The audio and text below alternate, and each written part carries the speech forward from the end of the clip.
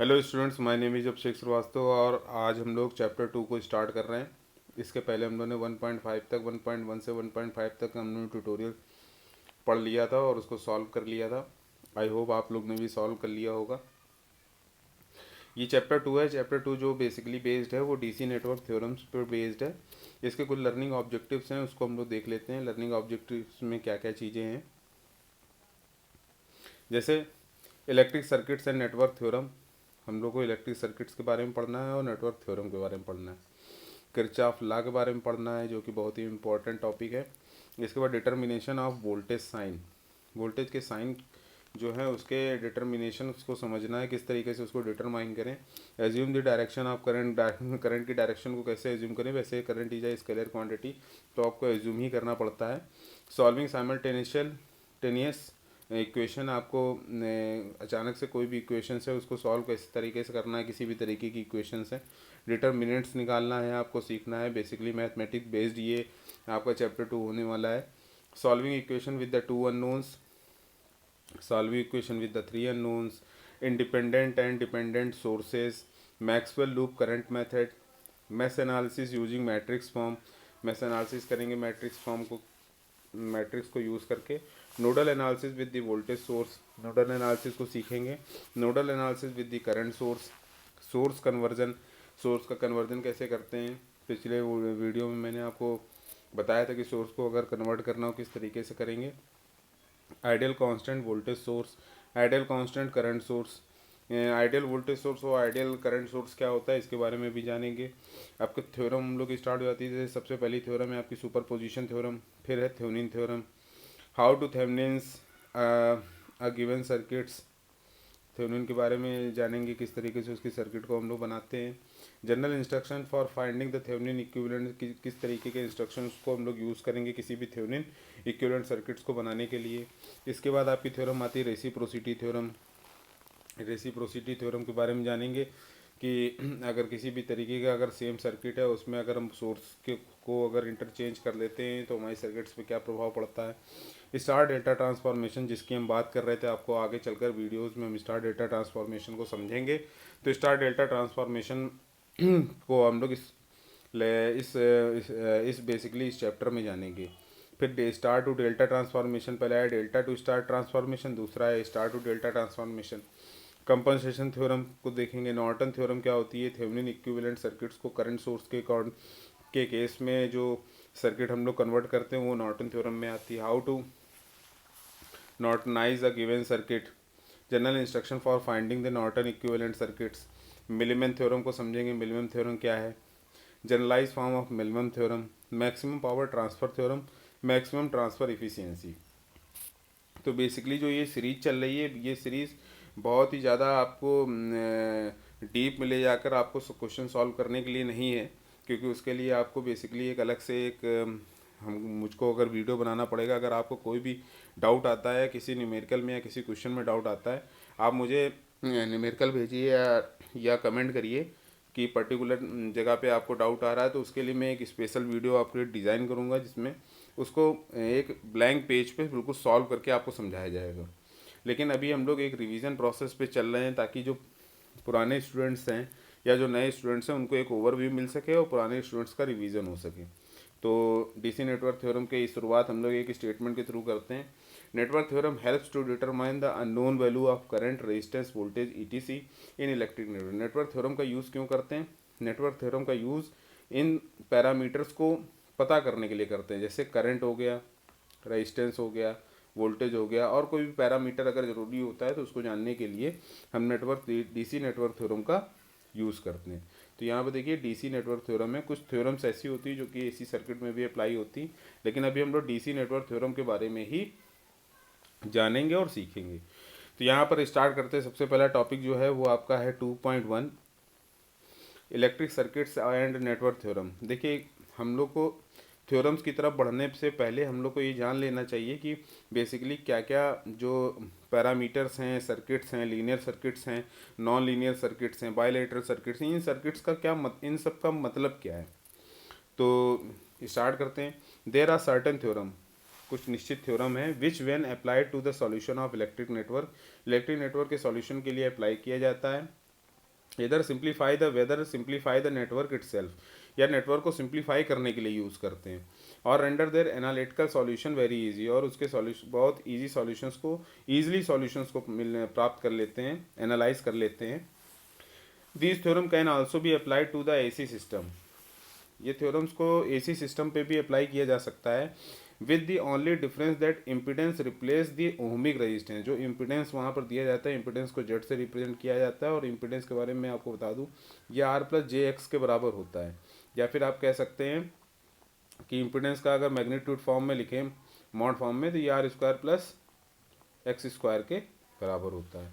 तो ये आपका क्या हो गया, ये आपका इम्पिडेंस हो गया। इसमें आपका एक्टिव कंपोनेंट और रिएक्टिव कंपोनेंट दोनों होते हैं, और इसको हम लोग कन्वर्ट कर लेते हैं ओहमिक रेजिस्टेंस के फॉर्म में, जो कि डीसी सिस्टम के लिए एप्लीकेबल होता है। The different electric circuits are define below, बहुत से इलेक्ट्रिक सर्किट्स ऐसे हैं जिनको हम लोग डिफाइन कर सकते हैं। यहाँ पर इलेक्ट्रिक सर्किट्स कौन कौन से होते हैं, सबसे पहले हम लोग समझते हैं कि सर्किट क्या होता है। What is circuit? A circuit is a close conducting path, circuit एक क्लोज कंडक्टिंग पाथ है। जैसे एक डायग्राम में मैं बना रहा हूँ, ये आपका क्लोज कंडक्टिंग पाथ है, इसमें एक सोर्स लगा देते हैं। क्लोज कंडक्टिंग पाथ है through which an electric current either flow और इज इंटेंडेड फ्लो, जिसमें करंट फ्लो हो रही हो या फिर फ्लो होने वाली हो। तो जो सारे सर्किट्स हैं वो एक तरीके के नेटवर्क हो सकते हैं, लेकिन नेटवर्क सारे सर्किट्स नहीं हो सकते। आगे हम लोग नेटवर्क को भी समझेंगे। पैरामीटर्स क्या होते हैं? Various elements of the electric circuit are called its parameter like resistance, inductance and capacitance. तो पैरामीटर्स क्या है? जो बहुत से एलिमेंट्स आपके इलेक्ट्रिक सर्किट्स में यूज़ हो रहे हैं वो पैरामीटर्स कहलाते हैं, जैसे resistance, inductance, capacitance. These parameters में भी लम्प्ड, या तो ये लम्प्ड होंगे या तो ये डिस्ट्रीब्यूटेड होंगे। ठीक है, या तो लम्प्ड होंगे या तो डिस्ट्रीब्यूटेड होंगे। लीनियर सर्किट्स क्या होते हैं? Linear circuit is one whose parameter are constants. Linear circuits क्या होते हैं? ऐसे सर्किट जिनके पैरामीटर कांस्टेंट हो, जैसे रेजिस्टेंस, ये पैरामीटर क्या है आपका? कांस्टेंट है। इसके बाद अगर आप इसमें बहने वाली करंट भी कांस्टेंट है, तो ये लीनियर सर्किट्स के अंतर्गत आते हैं। वोल्टेज आपका constant, they do not change with the voltage और करंट, जो कि वोल्टेज और करंट के अकॉर्डिंग अपने आप को चेंज नहीं करते। जैसे रेजिस्टेंस आपका वोल्टेज और करंट के अकॉर्डिंग अपने आप को चेंज नहीं करता, तो resistance is a ideal parameter for the linear circuit. चौथा आपका है non linear circuit. Non linear circuit क्या है? It is that circuits whose parameter change with voltage और करंट। ऐसे सर्किट जो भी अपने पैरामीटर्स वोल्टेज और करंट के अकॉर्डिंग चेंज कर देते हैं, नॉन लीनियर सर्किट्स कहलाते हैं। ठीक है, जैसे अगर आप इंडक्टर की बात करें या कैपेसिटर की बात करें, तो ये क्या है? ये पैरामीटर्स अपने इलेक्ट्रिकल सप्लाई या फ्रिक्वेंसी के अकॉर्डिंग अपने आप को चेंज कर लेते हैं। तो इसका जो रिएक्टिव कंपोनेंट एक्स है, ये रिएक्टिव कंपोनेंट अपने बेस्ड है किस पे? फ्रिक्वेंसी पे। और फ्रिक्वेंसी जो है वो किसी भी एसी सर्किट में चेंज होती रहती है, जिसकी वजह से ये अपनी वैल्यू को चेंज कर लेते हैं। डीसी सर्किट में इन दोनों के बिहेवियर एक दूसरे के अपोजिट होते हैं। ये नॉन लीनियर एलिमेंट्स हैं एक तरीके से अगर देखा जाए, तो हम क्लियरली इसको स्पेसिफाई नहीं कर सकते, लेकिन आप ये जान लीजिए नॉन लीनियर सर्किट्स वो सर्किट्स होते हैं जिसमें ऐसे पैरामीटर्स लगे हों जो वोल्टेज और करंट के अकॉर्डिंग अपने आप को चेंज कर रहे हों। अब आता है आपका बायलेटरल सर्किट। बायलेटरल सर्किट्स क्या होते हैं? A bilateral circuit is one whose property और characteristics are same, whose property and characteristics are same in either direction, जो दोनों डायरेक्शन में जिनकी करेक्टरिस्टिक जो है, जैसे रेजिस्टेंस दिया गया है तो रेजिस्टेंस में करंट इधर से फ्लो करे या इधर से फ्लो करे, दोनों डायरेक्शन में इसकी वैल्यू जो है वो आर ही दिखाएगी। तो ऐसी सर्किट जिसमें इस तरीके के एलिमेंट लगे हों जो कि किसी भी डायरेक्शन में अब एक ही जैसी प्रॉपर्टी और करेक्टरिस्टिक्स शो कर रहे हों, ऐसे ऐसे सर्किट्स को हम लोग बायलेटरल सर्किट्स कहते हैं। The usual transmission line is a bilateral, जो ट्रांसमिशन लाइन होती है, जो आपके वायर्स होते हैं वो आपके क्या होते हैं? बायलेटरल्स कहलाते हैं, because it can be made to perform its function equally well in either direction, किसी भी डायरेक्शन में। यूनिलेटरल सर्किट्स क्या होते हैं? यूनिलेटरल सर्किट्स ऐसी सर्किट्स होते हैं जो किसी भी एक डायरेक्शन में काम करते हैं, किसी भी एक डायरेक्शन में काम करते हैं। जैसे it is the circuit whose property और characteristic change with the direction of the its operation. The diode rectifier is a unilateral circuit but it cannot perform the rectification in both direction। जैसे मैंने आपके सामने diode का पहले ही diagram बना दिया। Diode क्या है? केवल फॉरवर्ड डायरेक्शन में काम करेगा, फॉरवर्ड। बैकवर्ड डायरेक्शन में क्या हो जाएगा? बैकवर्ड में ये अपने आप को बैकवर्ड। ब्लॉक कर लेगा, क्योंकि डिप्लेशन रीजन इसका बड़ा हो जाता है बैकवर्ड डायरेक्शन में। और ये पीएन जंक्शन डायोड है, तो पीएन जंक्शन डायोड के करेक्ट का काम कैसे करता है इसके बारे में हम लोग इलेक्ट्रॉनिक्स के रिलेशंस में समझेंगे, चैप्टर में समझेंगे कि डायोड किस तरीके से काम करता है। लेकिन अभी आप ये जान लीजिए कि फॉरवर्ड डायरेक्शन में जो डायोड है वो काम करता है, और बैकवर्ड डायरेक्शन में डायोड काम नहीं करता है, रेक्टिफिकेशन का काम नहीं करता है। तो ये क्या है, एक तरीके से यूनिलेटरल एलिमेंट है, और ये जिस सर्किट में लगा होगा वो सर्किट क्या कहलाएगी, यूनिलेटरल सर्किट कहलाएगी। इसके बाद हम लोग आते हैं, इसके बाद आपका है इलेक्ट्रिक नेटवर्क। इलेक्ट्रिक नेटवर्क क्या है, अ कॉम्बिनेशन नेटवर्क देखिए आ गया, a combination of various electric element connected in any manner whose whatsoever is called electric network. The combination of various electric element, अगर बहुत से इलेक्ट्रिक एलिमेंट्स हैं जो कि किसी भी तरीके से एक दूसरे से जुड़े हुए हैं, किसी भी मैनर में लगे हुए हैं, तो ऐसे नेटवर्क को हम लोग इलेक्ट्रिक नेटवर्क बोलते हैं। तो बहुत ज़्यादा दिमाग लगाने की आवश्यकता नहीं है, ये इजीली समझ में आ रहा है। पैसिव नेटवर्क क्या होते हैं, पैसिव नेटवर्क वो नेटवर्क होते हैं जिसमें हमारा कोई भी सोर्स ऑफ ईएमएफ नहीं लगा होता है। Passive network is a that network which have not या which has not any source of EMF, which no source of EMF, जिसमें कोई भी सोर्स ऑफ ईएमएफ ना हो। एक्टिव नेटवर्क क्या होते हैं, एक्टिव नेटवर्क जिसमें more than one source of EMF लगे हों, जिसमें कहीं से भी सोर्स ऑफ सप्लाई हो, वो सब एक्टिव नेटवर्क होते हैं। नोड क्या होता है, नोड इज अ जंक्शन। मैंने आपसे बताया था पिछले जगह पे, एक जगह नोड लिया गया था, नोड को ग्राउंड किया गया था, तो मैंने आपसे कहा था कि नोड के बारे में भी जानेंगे। Node is a junction in a circuit where two और more circuit elements are connected together. जहाँ पर एक से ज़्यादा एलिमेंट्स अगर एक दूसरे से कनेक्ट हो रहे हैं तो ऐसे जंक्शन को हम लोग नोड कहते हैं। अगला क्या है, अगला आपका है ब्रांच। ब्रांच क्या होती है, branch is a part of a network which lies between two junctions. किसी भी दो जंक्शंस के बीच में अगर कोई एक ये है तो ये आपकी ब्रांच है। तो ब्रांच क्या होती है, branch is a part of network which lies between two junctions. ठीक है।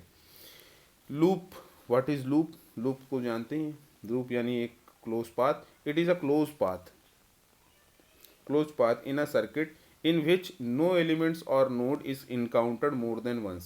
लूप का मतलब वो होता है कि ऐसा एक क्लोज पाथ जिसमें कोई भी नोड या जंक्शन एक बार से ज़्यादा ना आया हो, ऐसे ऐसे ऐसे क्लोज पाथ को हम लोग लूप बोलते हैं। मैस क्या होता है, what is mesh, it is a loop, ये भी एक तरीके का लूप है, that contains no other loop. Mesh क्या होता है, मैस का मतलब ये होता है कि ऐसा लूप जिसके अंदर कोई दूसरा लूप ना हो। फॉर एग्जाम्पल अ सर्किट, अगर हम सर्किट किसी एक सर्किट को लेते हैं, इन्होंने एक एग्जाम्पल लिया हुआ है 2.1 का ए। तो 2.1 के ए में अगर आप देखें तो यहाँ लिखा हुआ है हैव इवन ब्रांच 6 नोड। यहाँ पर आपके 6 नोड हैं। ठीक है, देखिए 6 नोड आपको दिख रहे हैं, 1 2 3 4 5 6। ठीक है, 6 नोड, 3 लूप्स, इसमें आपके 3 लूप है, एक लूप ये है, एक लूप ये है, एक लूप ये है, 3 लूप हैं। ठीक है, 3 लूप है। 2 मेस, और इसमें केवल 2 मेस है, एक मेस ये है एक नंबर, और एक मेस ये। ठीक है, तो मेस है। तो हैज़ 4 ब्रांचेस, इसमें क्या है, इसमें 4 ब्रांचेस हैं, 1 2 3 4, दूसरे वाले में 4 ब्रांचेस हैं। ठीक है, और 2 नोट्स हैं, एक नोट्स ये माना गया है, एक नोट्स ये माना गया, 2 नोट्स हैं। इसके बाद आपका 6 लूप है, 1 loop 2 loop 3 loop 4 loop 5 loop 6 loop, total 6 loop हैं। ठीक है, और 3 मैस हैं। ठीक, तो मैस क्या है, ऐसा लूप जिसमें कोई दूसरा लूप ना हो। ठीक है, it should be noted that unless stated otherwise in electric network would be assume passive in the following treatment. We will now discuss the various network theorem which are of great help in the solving complicated network independently. Incidentally, a network is said to be completely solved or analyzed when all voltage or current is in its different elements are determined। तो आसान भाषा में आपको सारी चीज़ें circuit के बारे में पता चल गया, नेटवर्क के बारे में पता चल गया, मेश के बारे में पता चल गया, लूप के बारे में पता चल गया, ब्रांच के बारे में पता चल गया, नोड के बारे में पता चल गया, जंक्शन के बारे में पता चल गया, ये सारी चीज़ें आपको पता चल गई। अब हम लोग देखते हैं two general approach network analysis के। दो जनरल अप्रोच हैं, उन जनरल अप्रोचेस के बारे में जानते हैं क्या है। पहला आपका डायरेक्ट मेथड है। Here the network is left in its original form while determining its different voltage और एंड करंट। अगर किसी भी नेटवर्क को उसके ओरिजिनल फॉर्म में डिटरमाइन किया जाए उसके डिफरेंट वोल्टेज और करंट के सेंस में, such method are usually restricted to fairly simple circuit including Kirchhoff law, loop analysis, nodal analysis, superposition theorem, compensation theorem and reciprocity theorem. तो ये आपका किसी भी ओरिजिनल फॉर्म में अगर किसी भी लूप का एनालिसिस करते हैं हम उस कुछ नियम के लगा के या किरचॉफ लॉ का यूज़ करके, ऐसे नियम में कुछ नियम आते हैं जैसे किरचॉफ लॉ आता है, लूप एनालिसिस का यूज़ करते हैं, नोडल एनालिसिस का यूज़ करते हैं, superposition theorem, compensation theorem, reciprocity theorem. तो इन सब थ्योरम की मदद से अगर किसी भी सर्किट्स को अगर हम नेटवर्क को सॉल्व करते हैं तो उसके ओरिजिनल फॉर्म में, तो ऐसे मेथड्स को हम लोग डायरेक्ट मेथड बोलते हैं। ठीक है। इसके बाद अगर हम लोग आते हैं दूसरा नेटवर्क रिडक्शन मेथड, जिसमें थेवेनिन और नॉर्टन भी आ जाते हैं। तो नेटवर्क रिडक्शन मेथड में क्या करते हैं, हम ओरिजिनल नेटवर्क को क्या करते हैं, रिड्यूस करते हैं और सिंपल नेटवर्क में कन्वर्ट करने की कोशिश करते हैं। तो लिखिए here the original network is converted into much simple equivalent circuit for rapid calculation of different quantities.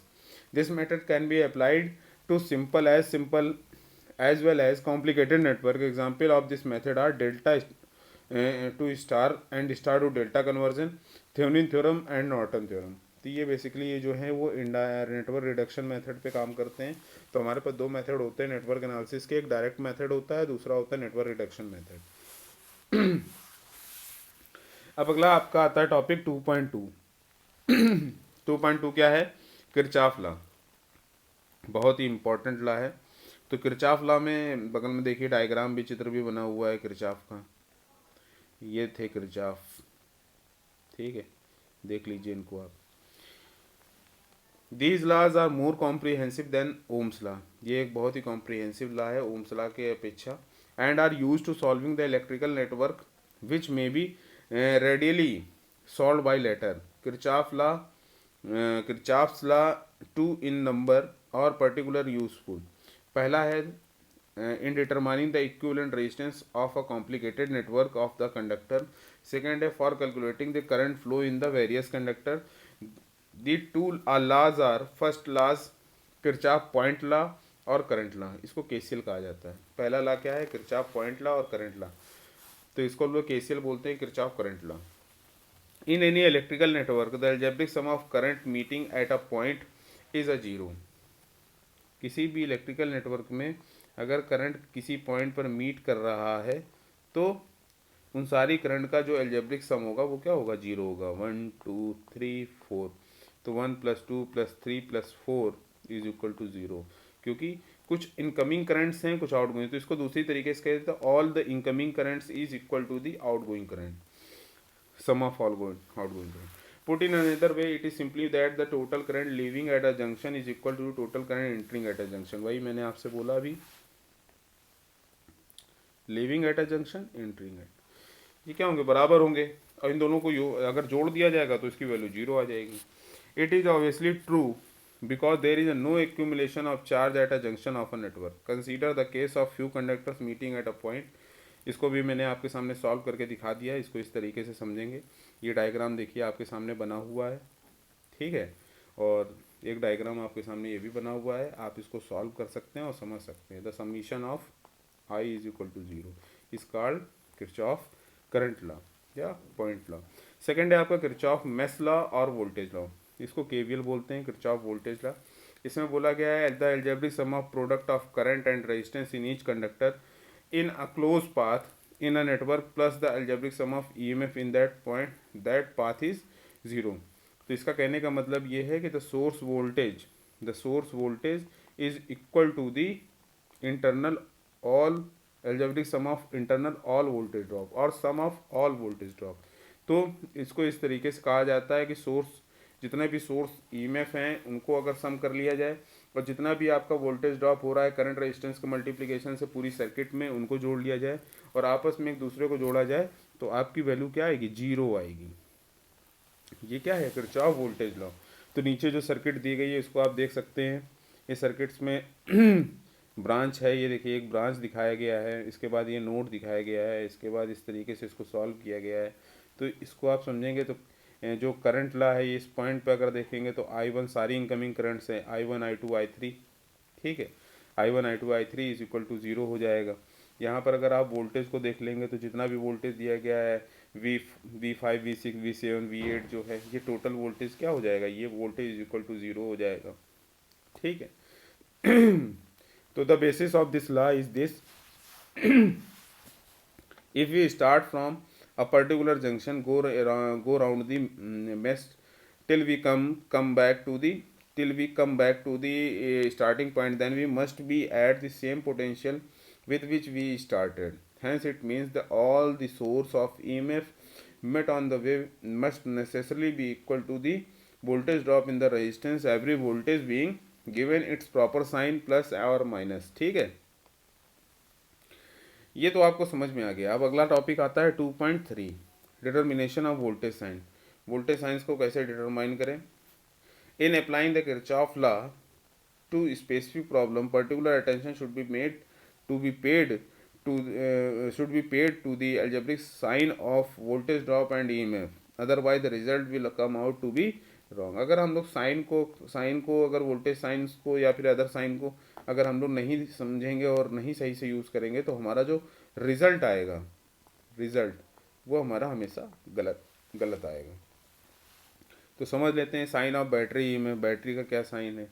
The rise in voltage should be plus, अगर वोल्टेज राइज हो रहा है तो इसको प्लस लेंगे, फॉल हो रहा है तो निगेटिव लेंगे, ठीक है। इसको हमेशा दिमाग में रखिए। मैंने आपको आगे पहले आपको बताया भी है कि रिलेटिव पोटेंशियल में किस तरीके से हम लोगों ने यूज़ किया था। तो देखिए आप यहाँ पर एक ईएमएफ लगा हुआ है, इस ईएमएफ में प्लस, जो बड़ी प्लेट है वो प्लस है और जो छोटी प्लेट है वो निगेटिव है। यानी अगर हम ए पॉइंट से लेकर बी पॉइंट की तरफ चलें तो हम राइज इन वोल्टेज कर रहे हैं। अगर यहाँ पर देखिए उल्टी लगा दी गई बैटरी, अगर हम ए से बी की तरफ चले तो हम फॉल कर रहे हैं। इसमें तो राइज कर रहे हैं, इसमें फॉल कर रहे हैं। अगर हम इसमें देखते हैं कि हमारा वोल्टेज V ये प्लस है ये माइनस है, इसमें भी हम क्या कर रहे हैं, फॉल कर रहे हैं। इसमें भी देखिए हम क्या कर रहे हैं, राइज कर रहे हैं, क्योंकि हम माइनस से प्लस की तरफ जा रहे हैं। It is important to note that the sign of the battery EMF is independent of the direction of current through that branch. Sign of IR drops, IR drop को किस तरीके से हम लोग यूज़ करें। तो it is clear that the sign of voltage drop across the resistor depend on the direction of current through that the register but is independent of the priority of any other source of EMF in this circuit under the consideration। इसमें ये clear दिखाया गया कि जो sign of voltage drop है across the register वो आपकी current की डायरेक्शन के अकॉर्डिंग देखा जा सकता है, डिपेंड करता है, लेकिन ये एक तरीके से इंडिपेंडेंट है कि जो सोर्स ऑफ EMF किसी सर्किट में लगा हुआ है उसकी पोलैरिटी क्या है जो कि उस सर्किट में मौजूद है। तो जैसे अगर यहाँ पर आपका एक EMF लगा हुआ है तो करंट की डायरेक्शन अगर हम ऐसे ले रहे हैं तो प्लस माइनस लेंगे, ठीक है। फिर करंट की डायरेक्शन इधर ले रहे हैं तो ये प्लस माइनस हो जाएगा, ठीक है। अगर करंट की डायरेक्शन इधर है तो ये प्लस माइनस हो जाएगा और ये ऑलरेडी प्लस माइनस है। तो इसको अगर हम लोग सॉल्व करेंगे तो आपका क्या आ जाएगा, अगर हम इसको लिखना चाहें तो ये आ जाएगा आपका E1 प्लस ये आपका प्लस पहले आपका ये माइनस में minus E1 plus I4 R4, इधर से आ जाएंगे तो इसमें लिख लेंगे क्या, प्लस I1 R1, ठीक है। फिर लिख लेंगे प्लस I2 R2, ठीक है। फिर इधर आपका क्या मिल गया, प्लस मिल गया, प्लस E2। फिर इसके बाद करंट ये आ जाएगा, इधर डायरेक्शन में आ रही है तो यानी हम तो चल ऐसे रहे थे तो ये अपोजिट आ रही है तो इधर आ जाएगा minus I3 R3 is equal to 0। तो इसको सॉल्व करोगे तो यहाँ पर क्या आ जाएगा आपका I1 R1 plus I2 R2 minus I3 R3 plus I4 R4, बिल्कुल सही है। और इसको ट्रांसफ़र कर दोगे जीरो को इधर तो आपका E1 माइनस E2 आ जाएगा। तो देखिए ये एक तरीके से सॉल्व हो गया। तो डायरेक्शन आपको समझ में आ गई। हम किसी भी एक डायरेक्शंस को पूरी तरीके से फॉलो करना है, बीच में किसी भी तरीके से किसी भी मेस में या किसी भी लूप में आप अपनी करंट की डायरेक्शन को बार बार चेंज ना करें। अगर आप चेंज करेंगे तो आपका क्वेश्चन का आंसर हमेशा गलत आएगा। ठीक है, इसके बाद हम लोग आते हैं 2.4 में। 2.4 क्या है? Assume the direction of current. Current की डायरेक्शन कैसे पता करें? However the important point is that once a particular direction has been assumed the same should be use through the solution of the question. देखो इन्होंने बोल दिया है साफ साफ, आप कोई भी एक डायरेक्शन ले लीजिए करंट की, चाहे इधर ले लीजिए चाहे इधर ले लीजिए सर्किट में, और उसको पूरी सर्किट में यूज़ करिए, तभी आप सही सॉल्यूशन तक पहुंच पाएंगे। ठीक है, आगे चलते हैं। जो आपका टॉपिक है वो 2.5 सॉल्विंग साइमल्टेनियसली या साइमल्टेनियस इक्वेशन क्या है? साइमल्टेनियस इक्वेशंस को अगर हम लोग सॉल्व करते हैं, कैसे करते हैं? तो electric circuit analysis with the help of Kirchhoff's law usually involve the solution of 2 और 3 simultaneous equation. These equations can be solved by systematic elimination of the variable, but the procedure is often lengthy and laborious and hence more liable to error. Determinant and the Cramer rule provide a simple and straight method for solving network equation through the manipulation of their coefficient. Of course, if the number of the simultaneous equation happens to be very large, use of digital computer can be make the task easy. हम लोग digital computer का use कर रहे हैं simultaneous equations को solve करने के लिए, क्योंकि अगर हम खुद सॉल्व करने के लिए बैठेंगे तो हम वो बहुत ही लंबा हो जाएगा और बहुत ही लेंदी हो जाएगा, बहुत ही बोरियस हो जाएगा, और फिर इसके बाद जब सॉल्व नहीं होगा, उत्तर गलत आएगा, आंसर गलत आएगा, तो फिर उसके बाद उसको उस तरीके के क्वेश्चंस को सॉल्व करने का मन भी नहीं करेगा। तो इसमें डिटर्मिनेंट और क्रैमर रूल को हम लोग यूज़ करते हैं बेसिकली स्ट्रेट मेथड के तौर पर। तो सबसे पहले हम लोग डिटर्मिनेंट और क्रैमर को अगर यूज़ कर रहे हैं तो हम लोग इसको समझ लेते हैं कि बेसिकली ये डिटर्मिनेंट और क्रैमर रूल क्या है। मैथमेटिक्स में हम लोगों ने पढ़ा है कि अगर कोई भी 2:2 की मैट्रिक्स है, 2x2 की अगर मैट्रिक्स है, मान लीजिए ABCD बना तो है ही है, तो इसको सॉल्व करने के लिए अगर इसका डिटर्मिनेंट निकालना हो तो डिटर्मिनेंट हमारा क्या आएगा? AD minus BC। इसको इससे गुणा कर दो, इससे गुणा कर दो, माइनस कर दो। 3 है तो इसको सॉल्व करने के लिए सबसे पहले वाले को A1 को ले लेते हैं और उसके उस वाले कॉलम को और इस वाले उसको छोड़ देंगे, ये हो जाएगा B2C3 माइनस B3C2, है कि नहीं? ठीक, तो इसको इस तरीके से भी सॉल्व किया जा सकता है जैसे, और फिर इसके बाद हम पहला प्लस है तो दूसरा माइनस लगा देंगे, माइनस आ जाएगा। फिर हमने क्या ले लिया? B1 ले लिया। फिर इसके बाद क्या करेंगे? हम B1 वाला को छोड़ देंगे और इसको ऊपर वाले को तो छोड़ ही दिया है, तो फिर हम A2C3 करेंगे, A2C3 माइनस फिर A3C2, इस तरीके से फिर लास्ट वाला प्लस हो जाएगा। इस तरीके से पूरा क्वेश्चन सॉल्व करेंगे। ये देखिए यहाँ पर सॉल्व करके दिखाया गया है, यहाँ सॉल्व करके दिखाया गया है। तो इसको आप लोग ईजिली देख लीजिएगा, समझ लीजिएगा किस तरीके से, क्योंकि मैथमेटिक्स का टर्म है तो इसमें बहुत ज़्यादा मैं आपको समझाने की कोशिश नहीं करूँगा। आप इजीली इसको डिटरमिनेंट को निकालना जानते हैं। देखिए पूरा पूरा जो अभी मैंने आपको बताया वही सेम चीज़ यहाँ पर इन्होंने लिखी हुई है। अब इसको इस तरीके से भी लिख के सॉल्व कर सकते हैं। ठीक, क्वेश्चन दिया गया, एक मैथमेटिक्स का छोटा सा प्रॉब्लम है, उसको दिया गया है, उसको इसी फार्मूले से, ऊपर वाले फार्मूले से सॉल्व किया गया है। इसको अगर आप ले रहे हैं तो इसका मल्टीप्लिकेशन कराएंगे, इसको ले रहे हैं तो इसका कराएंगे। ठीक है, साफ कर देते, गंदा बहुत हो गया। तो अगर पहले वाले ऊपर वाले को ले रहे हैं तो उसके नीचे वो कॉलम और वो रो छोड़ दीजिए, जो दूसरा कॉलम है और दूसरी रो है उसमें यहाँ क्रॉस करिए। अगर दूसरा ले रहे हैं तो इस वाले को और इस वाले को क्रॉस करिए। तीसरा ले रहे हैं तो दूसरे और पहले वाले के नीचे वाले को क्रॉस करिए। ठीक है, और इसको याद रखिएगा, पहला प्लस, दूसरा माइनस, तीसरा प्लस। जैसे ये प्लस है, ये माइनस है, ये प्लस है। ठीक, अब यहाँ आप कहोगे ये प्लस लगा हुआ है, +3 लिखा हुआ है, तो देखो ऊपर -3 है, इस वजह से प्लस हो गया। ठीक है, और लास्ट वाला प्लस होना चाहिए, माइनस लगे तो -4 है। Solving equations with the 2 unknowns 2.7 दिया गया है। 2 अननोन्स की प्रॉब्लम्स को कैसे सॉल्व करें, तो उसको सॉल्व करने के बहुत से मेथड हैं। आप 2 इक्वेशंस को इस तरीके से लिख सकते हैं। लिखने के बाद उनका आप क्या करें? डिटर्मिनेंट निकाल लें। डिटर्मिनेंट निकालने के बाद फिर क्या करेंगे? आप पहले वाले को रिप्लेस कर दें तीसरे वाले से, इसको यहाँ से इसको रिप्लेस कर दें, डिटर्मिनेंट निकाल लें। फिर दूसरे वाले को रिप्लेस कर दें ठीक है, इसका डिटर्मिनेंट निकाल लें। फिर x1 is equal to delta 1 by delta और y is equal to delta 2 by delta. ठीक, सॉल्व करेंगे, वैल्यू आ जाएगी x और y की। ठीक है, आप इस तरीके से इक्वेशंस को सॉल्व करके, और ये आपका क्या है, बेसिकली क्रैमर रूल है। ये क्या है, क्रैमर रूल है। तो अब यहाँ पर देखिए इक्वेशन दिया गया है, तो सबसे पहले क्या किया हमने, एक डिटर्मिनेंट निकाल लिया पहले वाले का, मेन इक्वेशंस को मैट्रिक्स के फॉर्म में लिख के इसका निकाल लिया। फिर हमने 1 और 2 जो ये दिया गया है, इस 1 और 2 को रिप्लेस कर दिया 4 3 से, तो 1 2 को, तो ये डेल्टा 1 आ गया। फिर हमने -3 -5 को रिप्लेस कर दिया 1 2 से, ये आ गया डिटर्मिनेंट। अब x निकालना है, डेल्टा 1 अपॉन डेल्टा, y निकालना है डेल्टा 2 बाई डेल्टा। सॉल्व कर लेंगे, यहाँ वैल्यू आ गई आपकी। अगर 3 अननोन दिए गए हैं तो 3 को किस तरीके से सॉल्व करेंगे, 3 को भी सॉल्व करने का सबसे वही तरीका है। सबसे पहले आप इसका डिटर्मिनेंट निकाल लीजिए पहले वाले का, फिर पहले वाले को ए ई जे को रिप्लेस कर दिए डी एच एम से, वैल्यू निकाल लिया।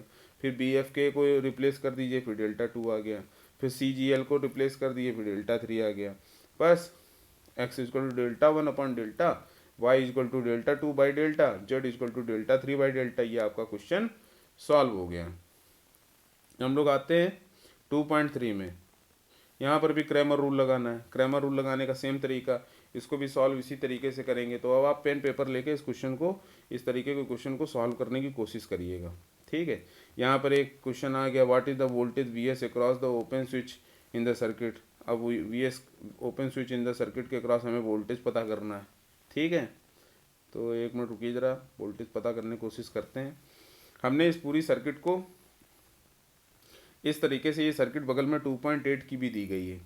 ठीक है, तो अगर हम लोग सॉल्व करने की कोशिश करें यहाँ पहले वाले के हिसाब से, तो हम देखेंगे ये प्लस है, ये माइनस है, ये प्लस है, ये माइनस है, ये प्लस है, ये माइनस है, ये माइनस, ये प्लस है।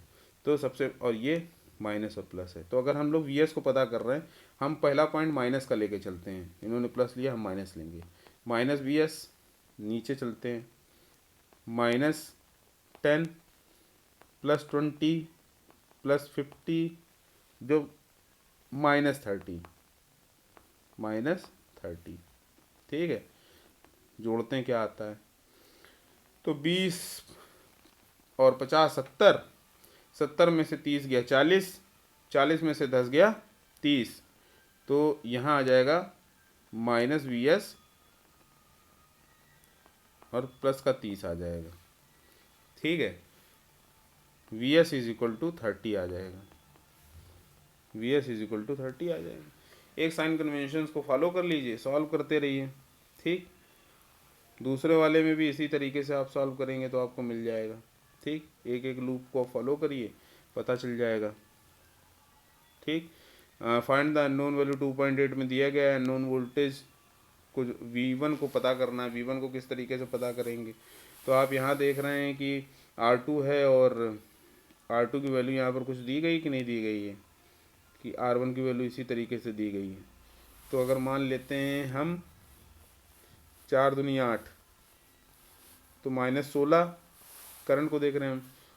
अगर ये लेते हैं -16, ठीक है, फिर इधर आ गए तो ये आ गया आपका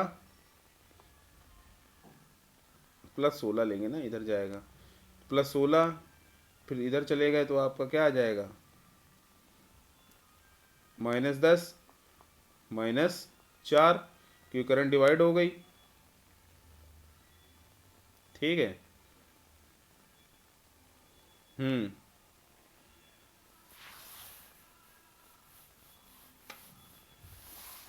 -16 गुणे 3, अच्छा वोल्टेज के फॉर्म में इसको कन्वर्ट कर दिया है, तो -16 गुणे 3, फिर -4 गुणे 2 +40 -V1 इज इक्वल टू 0, ये आ जाएगा V1 is equal to -16 volt. ठीक है, आगे बढ़ते हैं। भांति भांति तरीके की डिजाइनदार सर्किट्स आपको देखने को मिलेंगी। ठीक है, using Kirchhoff current law, Ohm's law, परेशान होने की ज़रूरत नहीं है। धीरज रख के ध्यान से ठंडे दिमाग से देखेंगे तो आपको ये सर्किट्स ईजिली सॉल्व हो जाएंगे।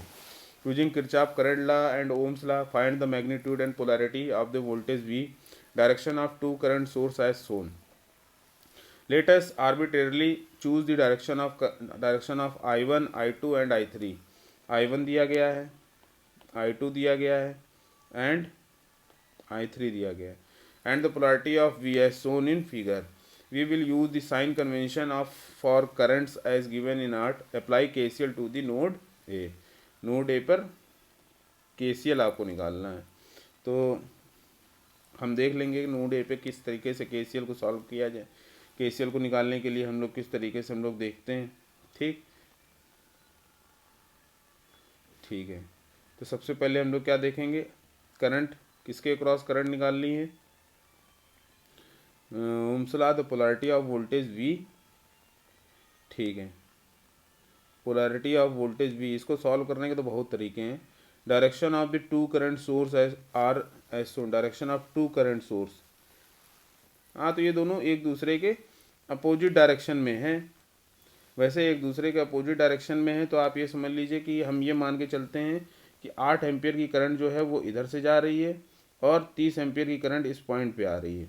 तो हमारे पास दो पैरेलल रेजिस्टेंस हैं। ठीक है, दो पैरेलल रेजिस्टेंस में से अगर 8 एम्पियर 30 में से 8 घटा दिया जाए, 30 माइनस 8 इज इक्वल टू आ जाएगा 22। 22 आपका कन्वर्ट हो रहा है 6 में और 2 में। तो हम यहाँ निकाल लेते हैं 6 में कितनी करंट जा रही है। तो 2/6 + 2 इंटू 22, 2, ठीक है, 2/8, 22/4, 22/4,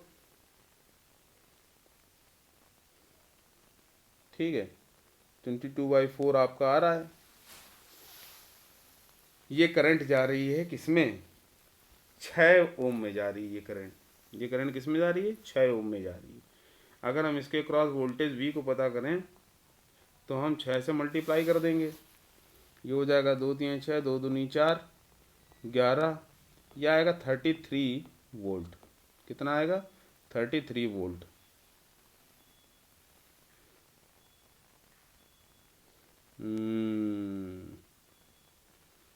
कहीं ना कहीं हमने गलती कर दी है। तो 22 तो हमारा बिल्कुल सही है। ठीक है, और अगर हम ये मान के चलते हैं कि अगर हमारा करंट किरचॉफ करंट लॉ का यूज़ करके, ओम्स लॉ का यूज़ करके, तो हम मान के चलते हैं कि 2 एम्पियर में करंट I1 है, 6 एम्पियर में करंट I2 है, फिर इसमें एक I3 है। ओ माय गॉड, 4 ओम का भी तो रेजिस्टेंस दिया गया है। ठीक है, तो 4 ओम का रेजिस्टेंस दिया गया, तो अगर हम B को पता करना है तो तीनों रेजिस्टेंस दिए गए। हम यहाँ पर दूसरा फार्मूला यूज़ कर सकते हैं। 1 मिनट में, इतना तो मेरा सही है। ठीक है, इसको सॉल्व कर ही देते हैं। तो ये आपका आ जाएगा 22। अब हमारा क्या है, 2 × 4/2 + 4, पैरेलल ही सॉल्व कर लेते हैं। तो 8/6, 2 चौक 8, 2 3 6, 4/3 डिवाइडेड बाई 6 + 4/3। तो 4/3 डिवाइडेड बाई 6 3 18, 18 4 22, 22/3, 2 दूनी 4, 2/11, कितना आ गया, 2/11, 2/11 गुणे 22, 11 दूनी 22, ये हो गया 4। क्या हो गया आपका, 4।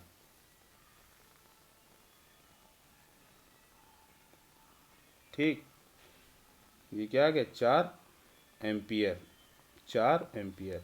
अब यहाँ पे 6 ओम का रेजिस्टेंस है, तो 6 × 4 बराबर हो जाएगा 6 चौक 24 वोल्ट, 6 चौक 24 वोल्ट। तो सॉल्व करने के लिए आप आएंगे तो आप इसको ईजिली सॉल्व कर सकते हैं। हमने बेसिकली क्या किया, 4 और 2 ओम के रेजिस्टेंस को क्या कर दिया, वैसे करंट का यूज़ करना चाहिए था जैसे इस डायग्राम में दिया गया है। आप इस पर्टिकुलर नोड को फॉलो करिए। इस नोड पे जो भी इनकमिंग करंट्स हैं, जैसे आपका I1 है, इसको उस तरीके से भी सॉल्व कर सकते हैं। वैसे मैंने किया क्या, 4 और 2 को पैरेलल में है, इसको सॉल्व कर लिया और इसके बाद करंट डिवाइडर लगा दिया मैंने। ये करंट की डायरेक्शन अपोजिट थी, इसलिए 30 एम्पियर में से 8 एम्पियर को सेपरेट कर दिया, तो आपका 22 एम्पियर आ गया। अगर हमको इसको करंट की तरीके अगर हम इसको यूज़ करें, ठीक है, अगर हम इसमें यहाँ पर करंट वाला फार्मूला लगाएं तो करंट वाले फार्मूले के केस में आप देखते हैं किस तरीके से, तो यहाँ पर I1 इस नोड से बाहर जा रही है तो हम कर देंगे -I1, 30 एम्पियर इस पे नोड पे जा रही है तो +30, I2 इस पे जा रही है तो +I2, I3 इससे बाहर जा रही है तो -I3, 8 इससे बाहर जा रही है तो 8 बार इज इक्वल टू 0। हमने नोड ए को फॉलो किया, नोड ए को फॉलो कर लिया। अब यहाँ पर क्या हो जाएगा, -I1 +I2 -I3 is equal to -22। अगर आप देखें तो इसको इस तरीके से भी सॉल्व किया जा सकता है, I1 -I2 +I3 is equal to 22। ये कितना आएगा, 22 एम्पियर आएगा। अब इसको अगर हम लोग I2 की वैल्यू को फाइंड आउट करें तो I2 की वैल्यू को फाइंड आउट किस तरीके से किया जाता है, ओम्स लॉ निकालना है हमको, तो I1 इज इक्वल टू, अब ये दिया गया, ये हमारा फार्मूला बेसिक आ गया। I1 क्या आ जाएगा, I1 इज इक्वल टू आ जाएगा V/2, I2 क्या आ जाएगा V/6, ठीक है, ठीक, और -V/6, और I3 क्या आ जाएगा V/4। इनको इस जगह पुट कर देंगे तो हमारी V की वैल्यू 24 आ जाएगी। इस तरीके से हम लोग नोडल एनालिसिस का भी यूज़ करते हैं। तो यहाँ पर आप क्वेश्चन देखिए, फॉर द सर्किट, इस तरीके की सर्किट दी गई है और इस सर्किट में हमको VCE और VAG को फाइंड करना है। VCE, ये है VCE, और VAG, ओ माय गॉड, ये है आपका VAG। तो सॉल्व करते हैं। सॉल्व करने का तरीका क्या है, हम लोग सबसे पहले ये देखेंगे कि पूरी सर्किट में कितने वोल्ट की बैटरी लगी हुई है। पहले वाले को सर्किट को देखेंगे सेपरेटली, अगर कंसीडर करें तो current in 20 volt battery circuit ABCD is 20 divided by, current निकालना है पहली सर्किट में, I1 ले लेते हैं, I1 is equal to 20 divided by 6 + 5 + 9, तो 6 5 15 20, 1 एम्पियर, ठीक है। और अगर इस सर्किट में देखें तो क्या आ जाएगा, I2 ले लेते हैं, I2, तो I2 इज इक्वल टू क्या आ जाएगा 40, ठीक है, डिवाइडेड बाई 7 5 12 8 20, 2 एम्पियर, तो इसमें आ जाएगा 2 एम्पियर, इसमें आ जाएगा 1 एम्पियर। अब हमको VCE निकालना है, तो VCE निकालने के लिए हमको क्या करना पड़ेगा, उल्टा देख रहे हैं तो -5 × 2, ठीक है, -5 × 2 + 10, फिर -5 × 1, ये आ जाएगा आपका -5 वोल्ट। ये इसमें आपका 2 है, करंट की डायरेक्शन ऐसे लिया है हमने, तो अगर हम इसको इस तरीके से ले लें और इसमें करंट डायरेक्शन इसको इस तरीके से ले लें तो आपका क्या आ जाएगा, +5 × 2 + 10, और ये आ जाएगा। इसके बाद VAG अगर निकालते हैं तो VAG में आपका 6 और इधर भी आ जाएगा 7 वगैरह भी आ जाएगा। तो करंट ऐसे घूम रही है, करंट जो है वो ऐसे घूम रही है, तो 7 × 2 + 10 + 6 × 1 बराबर 30 वोल्ट। सॉल्व हो गया। आगे बढ़ते हैं। Determine the current of the unbalanced bridge circuit, also determine the potential difference across the BD and resistance from B to D, ठीक। assume the current direction are shown as shown in applying Kirchhoff second law to circuit DACD। DACD x है, फिर इसके बाद आ जाएगा -4Z + 2Y। इसको solve करेंगे, 4 पे है, इसको सॉल्व करते किरचॉफ सेकंड लॉ लगाते हैं, सेकंड लॉ KVL का लगाते हैं, तो क्या आ जाएगा -x 1 से मल्टीप्लाई हुआ, फिर -4Z + 2Y is equal to 0, इसको सॉल्व करेंगे x plus 4z minus 2y is equal to 0। अब इसके बाद इस ए बी सी की तरफ आते हैं, ए बी सी ए की तरफ आते हैं, तो आ जाएगा आपका क्या, अगर इस डायरेक्शन में जा रहा है तो -2 x minus Z plus 3 y plus Z और माइनस प्लस 4z, इधर माइनस लिया था। इसको सॉल्व करेंगे तो इस तरीके से सॉल्व करेंगे तो आपकी वैल्यू फाइंड आउट हो जाएगी। ठीक, अगर क्रैमर का रूल लगा देंगे तो क्रैमर रूल में तो और इजीली सॉल्व हो जाएगा। ये देखिए सॉल्व हो गया क्रैमर से। Determine the branch current in the network when the value of each branch is 1 ohm. Value of each branch is 1 ohm. ये बैलेंस सर्किट है, जेड इज इक्वल टू 0 होगा फॉर बैलेंस सर्किट ब्रिज।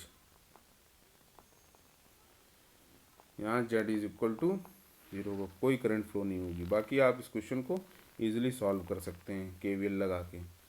तो KVL लगाया इन्होंने, KVL लगा के x minus Z plus 5 volt दिया गया है।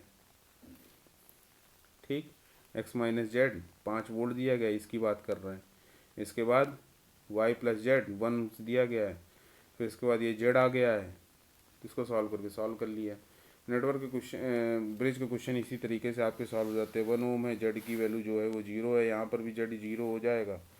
तो ये इक्वेशन आपकी ऊपर वाले में बन जाएगी, और इसमें भी इसी तरीके की इक्वेशन आपकी छोटी में क्रैमर रूल लगा लेंगे, क्रैमर रूल से आपका ईजिली सॉल्व हो जाएगा। आप एक बार इसको मैट्रिक्स फॉर्म में कन्वर्ट कर लीजिए, फिर ये क्वेश्चन आपका ईजिली सॉल्व हो जाएगा।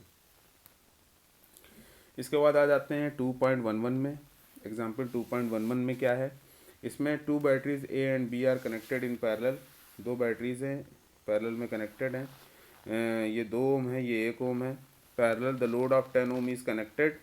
10 ओम देखिए यहाँ पर कनेक्टेड है। Connected across their terminal. A has a EMF of 12 volt and the internal resistance of 2 ohm. Internal resistance इसका 2 ओम दिया गया है 12 वोल्ट का। B has a EMF of 8 volt, internal resistance 1 ohm, तो इसको भी आप कंसीडर कर लेंगे। ये 2 ओम जो है ये इसका इंटरनल रेजिस्टेंस, 1 ओम इसका इंटरनल रेजिस्टेंस। ठीक है, using Kirchhoff law determine the value of direction of current flowing in each of the battery in the external resistance, also determine the potential difference across the external circuit. अब आप इसके internally solve करेंगे तो ये दोनों parallel में लगे हुए इंटरनल रेजिस्टेंस दिए गए हैं, तो आप यहाँ पर एक डायरेक्शन ले लीजिए, तो -12 ले लिया प्लस 2x ले लिया। ठीक है, फिर -1y ले लिया, फिर +8 ले लिया इज इक्वल टू 0। आप इसको उल्टा भी ले सकते हैं, इस तरफ से भी ले सकते हैं। ठीक है, लेकिन करंट की डायरेक्शन उधर दिखाई गई है, तो यानी आपको पीछे की तरफ से जाना पड़ेगा। तो पीछे की तरफ से जाने का केस मतलब है, तो फिर वो उस तरीके से सॉल्व करना पड़ेगा। तो आपके यहाँ पर दो इक्वेशन निकल के आ जाएगी। ठीक है, पहली वाली इससे आ जाएगी, दूसरी वाली इससे आ जाएगी। इसके बाद एक्स और वाई की वैल्यू आ जाएगी आपकी। एक्स और वाई की वैल्यू को जोड़ दीजिएगा इस जगह पे और 10 से गुणा करा दीजिएगा, आपकी वैल्यू 8.75 आ जाएगी। ठीक है, तो ये कुछ क्वेश्चन दिए गए हैं, इन क्वेश्चंस को आप सॉल्व करने की कोशिश करिएगा। सभी क्वेश्चंस में एक एक चीज़ें जो हैं वो नॉर्मली यूज़ करी गई हैं। अगर कोई क्वेश्चन आपको इसमें टफ लगता है, ये जो क्वेश्चन आपके सामने है, तो आप इस क्वेश्चन को मुझे मैसेज करिएगा या कमेंट बॉक्स में कमेंट करिएगा। मैं उस क्वेश्चन का सॉल्यूशन आपको देने की कोशिश करूँगा एक प्रॉपर वीडियो बना के, क्योंकि हर एक क्वेश्चन का सॉल्यूशन करके दिखा के ये पॉसिबल नहीं है। वीडियो बहुत लंबी खिंच जाएगी, और लंबी खिंच जाएगी तो जाहिर सी बात है कि बहुत लंबी वीडियो जो है वो बहुत ही ज़्यादा बोरिंग हो जाती है। ठीक है, तो जिस तरीके से बहुत इंटरेस्टिंग, ये सब कंपटीशन में आने वाले क्वेश्चंस हैं। क्रैमर रूल को आप हमेशा याद रखिएगा। अगर आप मैट्रिक्स फॉर्म में इसको कन्वर्ट कर लेते हैं तो क्रैमर को लगा के, मुझे बहुत ही अच्छा लगता है क्रैमर रूल को यूज़ करना, बहुत ही अच्छा लगता है और बहुत ईजी होता है इसको सॉल्व करना। तो क्रैमर को यूज़ करके आप इस तरीके के क्वेश्चंस को ईजिली सॉल्व कर सकते हैं। तो नया टॉपिक आपका यहाँ पर आ जाता है 2.9 इंडिपेंडेंट एंड डिपेंडेंट सोर्स। तो इंडिपेंडेंट और डिपेंडेंट सोर्स का मतलब होता है कि इंडिपेंडेंट सोर्स वो सोर्सेज होते हैं जिनको किसी भी दूसरी पैरामीटर्स पे वो के बेसिस पर उनकी वैल्यूज़ में कोई चेंजेस नहीं होता है। जैसे मान लीजिए मैंने 12 वोल्ट लिख दिया, तो अगर कोई बैटरी सोर्स 12 वोल्ट है तो वो 12 वोल्ट ही रहेगी, सर्किट के पैरामीटर्स कुछ भी हों, कुछ भी चेंजेस हों, वो 12 ही वोल्ट रहेगा। लेकिन अगर हमने यहाँ पर 12 आई लिख दिया, ये एक वोल्टेज है, तो यानी सर्किट में बहने वाली करंट पे इसका वोल्टेज सोर्स की वैल्यू चेंज होती रहेगी। तो यहाँ पर देखिए स्टेटमेंट में क्या लिखा है, द दोज वोल्टेज और current source which do not depend on any other quantity in the circuits are called independent source. जो किसी भी क्वांटिटी पर या किसी भी दूसरी पैरामीटर्स पर डिपेंड नहीं करते हैं वो इंडिपेंडेंट सोर्स हैं। And independent DC voltage source, ये जो जितने भी सोर्स दिए गए हैं सब इंडिपेंडेंट डीसी वोल्टेज सोर्स हैं या करंट सोर्स हैं, ठीक है।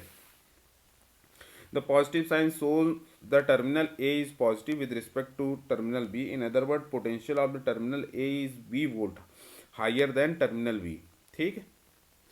इसी तरीके से आपके डिपेंडेंट वोल्टेज सोर्स क्या होते हैं, जो किसी दूसरे पैरामीटर पर डिपेंड करते हैं या दूसरी अदर क्वांटिटी पर डिपेंड करते हैं, वो आपके डिपेंडेंट वोल्टेज सोर्स या करंट सोर्स कहलाते हैं। तो यहाँ पर 4 तरीके लिखे, voltage dependent voltage source, current dependent voltage source, voltage dependent current source, current dependent current source. तो इस तरीके से आप देख सकते हैं। यहाँ पर एक वोल्टेज सोर्स दिया गया है जो कि इस तरीके से, ठीक है। यहाँ पर एक करंट सोर्स दिया गया है जो इस तरीके से दिया, वोल्टेज सोर्स है। यहाँ ये दोनों वोल्टेज सोर्स दिए गए हैं, पहला और ये दूसरा। फिर ये तीसरा जो है ये करंट सोर्स है, ये जो चौथा है ये भी एक करंट सोर्स है, ठीक है। तो ये डिपेंडेंट करंट सोर्स है। अब आपको जो सर्किट दिखे सॉल्व करने के लिए मिलेगी आगे चल के वो डिपेंड, अब इसमें आपको करंट I1 की वैल्यू अगर आप फाइंड आउट करोगे तब जाके आप इस वोल्टेज सोर्स की वैल्यू निकाल सकते हो। तो आप एक चीज़ यहाँ पर देख लीजिए कि यहाँ पर और सबसे बड़ी बात ये है कि डिपेंडेंट सोर्स को आप कभी भी हटा नहीं सकते या रिप्लेस नहीं कर सकते, ठीक है, क्योंकि वो डिपेंडेंट है। तो अगर हम यहाँ पर देखें कि 2 ब्रांचेस 3 और 2 एम्पीयर 2 ओम की जो ब्रांचेस हैं, 3 ओम की ब्रांच और 2 ओम की जो ब्रांच है, ये ब्रांच जो है वो पैरेलल में है। तो अगर हम लोग 3 ओम की ब्रांच के क्रॉस करंट निकालना चाहें, क्योंकि हमारा जो डिपेंडेंट वोल्टेज सोर्स है वो I1 पर डिपेंड कर रहा है, 4I1, तो I1 का मान निकालना हमारे लिए बहुत ज़रूरी है। तो इसको अगर हम लोग सॉल्व करते हैं तो ये आपका आ जाएगा 2/2 + 3 × 2, तो 4/5 आ जाएगा। 4/5 एम्पियर की करंट यहाँ पर आपको मिल रही है, ठीक है। और अगर आप KCL लगा लेते हो तो KCL के केस में देखिए आपका 1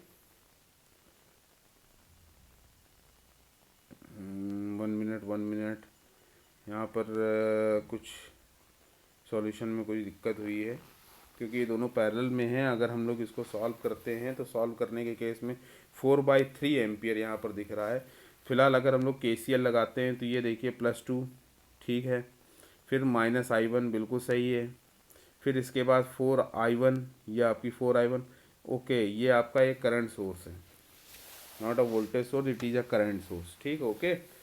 तो करंट सोर्स है तो इसका मतलब ये है I2P लाई करेगा। तो अगर हम लोग देखेंगे इसको सॉल्व करने की कोशिश करेंगे तो हमारे पास जो टोटल करंट आ रही है वो 4I1 है, ये है करंट सोर्स।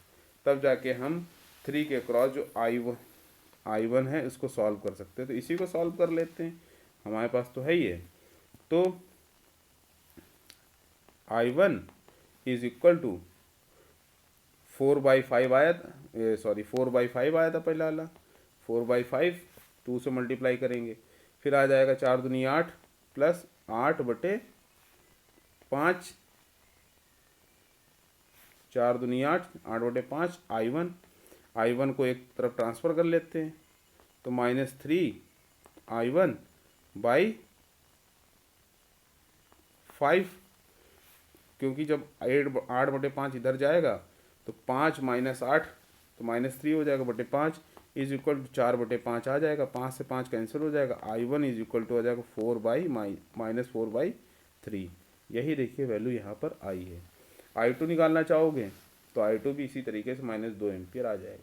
अब करंट सोर्स की वैल्यू अब I1 आपको पता चल गया है तो 4 × -4/3 इज इक्वल टू -16/3 एम्पियर। तो देखिए निकालने के दूसरे मेथड्स भी हैं, दूसरे मेथड से भी निकाला जा सकता है, ठीक है। और बाकी आप करंट KCL लगा के भी इसको निकाल सकते हो। KCL निकालने वाला मेथड आपके सामने है, हमने यहाँ करंट डिवाइडर लगा दिया, ठीक है। तो करंट डिवाइडर, अब करंट डिवाइडर मुझे थोड़ा सा इजी लगता है तो मैंने उसको यूज़ कर लिया। आप KCL को भी यूज़ कर सकते हो, वो भी बहुत इजी है।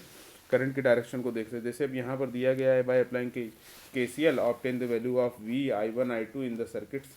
अभी इसको, अब ये क्या है, ये वोल्टेज सोर्स की तरीके V पे डिपेंड कर रहा है। अब V पे डिपेंड कर रहा है तो V पे अभी किस तरीके से निकालेंगे, तो इसी तरीके से निकालेंगे। 2 -I1 plus 4V current source है और I2, तो यहाँ पर एक इक्वेशन आपकी इस तरीके से बन जाएगी।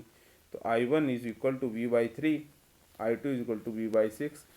ठीक है, ठीक है भैया, okay. V/3 V/6 is minus V is equal to 2। V की वैल्यू यहाँ पर फाइंड आउट कर दी, यहाँ पर वैल्यू निकाल ली। तो ये एक नोडल एनालिसिस में भी इस तरीके से सॉल्व किया जाता है। यहाँ पर भी आप सर्किट को देख लीजिए, इस सर्किट में इस तरीके से क्वेश्चन को लगाया गया। यहाँ पर V1 दिया गया है, यहाँ V2 दिया गया है, यहाँ पर एक वोल्टेज सोर्स दिया गया है। अगर हम लोग इसमें KVL लगा लेते हैं तो ये आ जाएगा -6 plus V1 -4I minus V2 is equal to 0। V2 is equal to 0। इसको सॉल्व करते हैं। तो सॉल्व कैसे करेंगे, तो सॉल्व करने के केस में आप इसकी वैल्यू को I के फॉर्म में कन्वर्ट कर लीजिए, ठीक है। जैसे I है, अब सीरीज़ में लगा हुआ है तो सीरीज़ में सारी जो वैल्यू होगी वो I में ही फ्लो होगी। तो -6 V1 क्या आ जाएगा, 2 इंटू I -4I, फिर आ जाएगा V2 क्या आ जाएगा, 4 into I is equal to 0, ठीक है। फिर -6 यह आ जाएगा आपका -8 -6 I is equal to 0, I is equal to 1 ampere.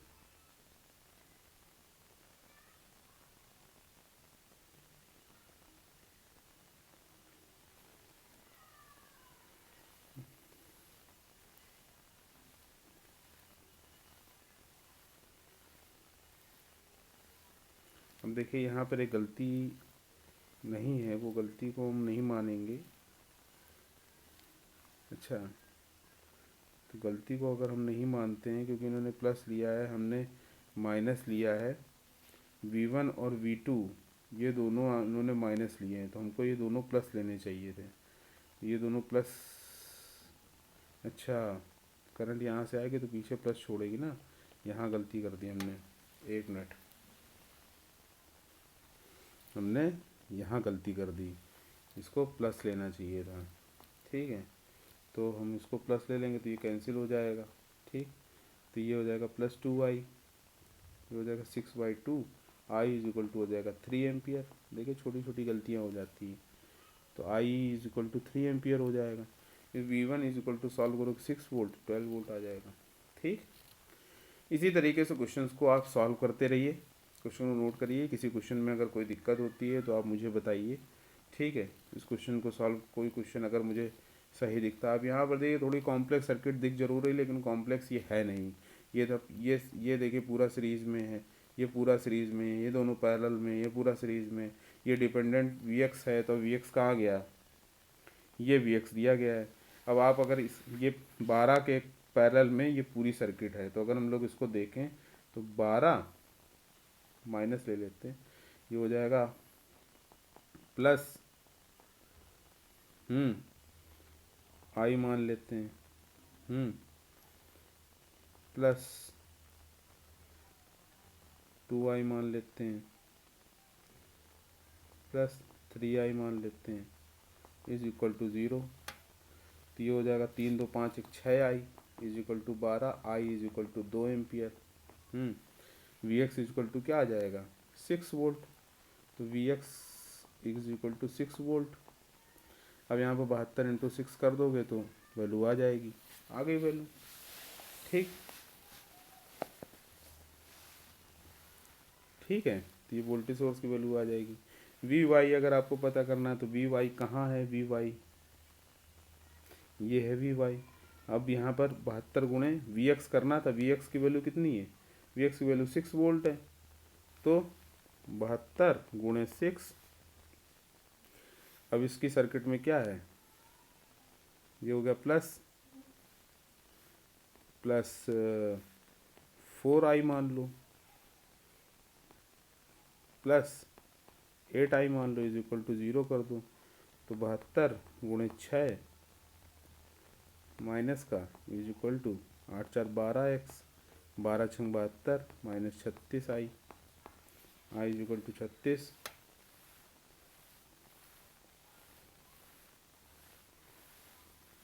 है कि नहीं? या वोल्टेज डिवाइडर लगा दो, 48 वोल्ट आ जाएगा।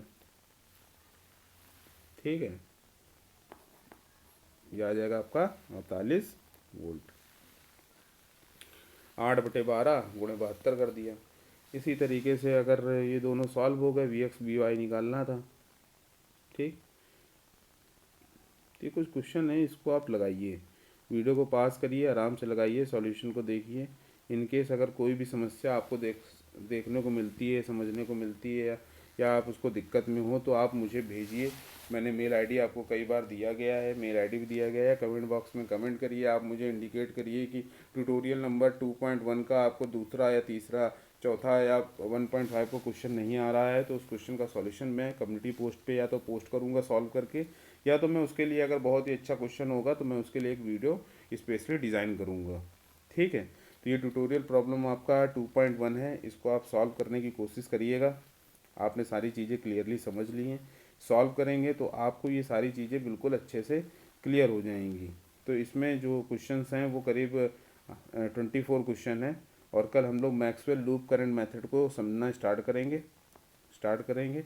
आज के लिए ये मैं इतना ही रखता हूँ, आज के लिए इतना ही। और आपको ये वीडियो अगर अच्छा लगा हो, आपके लिए थोड़ी सा बेनिफिशियल हो, तो आप इसको अपने फ्रेंड्स के साथ शेयर करिए, ताकि वो भी बेनिफिट लें, वो भी लाभ लें और आगे बढ़ें। आप लोग कंपटीशन के एग्ज़ाम क्रैक करिए, क्रैक करने के बाद अच्छी जगह पोजीशन में पहुंचिए।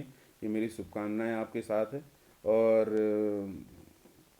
मिलते हैं हम लोग कल इसी चैनल पे। आप इस चैनल को सब्सक्राइब करिए, वीडियो को लाइक करिए। Thank you so much.